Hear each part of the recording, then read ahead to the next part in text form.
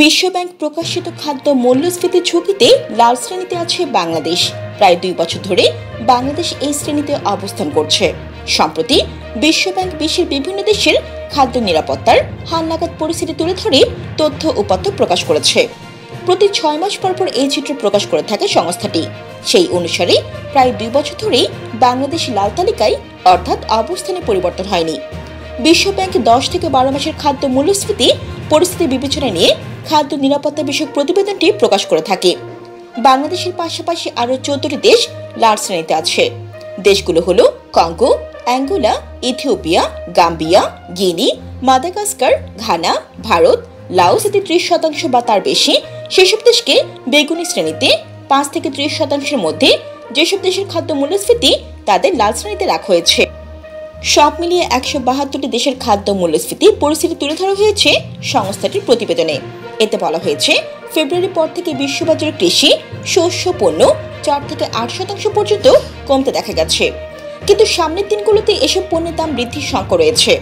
সরবরাহ সীমাবদ্ধতা ও আবহাওয়ার কারণে ভুট্টার দাম 15 মাসের মধ্যে সর্বোচ্চ পর্যায়ে রয়েছে। তবে বিশ্ববাজারে চাহিদা কমে আসায় চালের দাম 2 বছরের মধ্যে সর্বনিম্ন পর্যায়ে রয়েছে। খাবারের দাম নিয়ে সবচেয়ে ভালো আছে 8টি দেশ।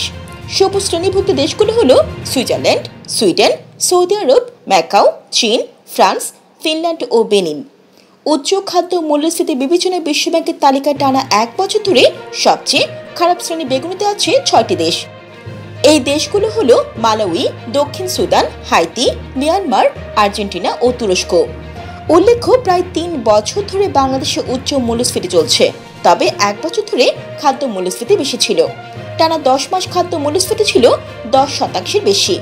10 মাস পর গত ফেব্রুয়ারিতে খাদ্যের মূল্যস্ফীতি 10%-এর নিচে নামে। মার্চও তা 1 অঙ্কের ঘরেই ছিল।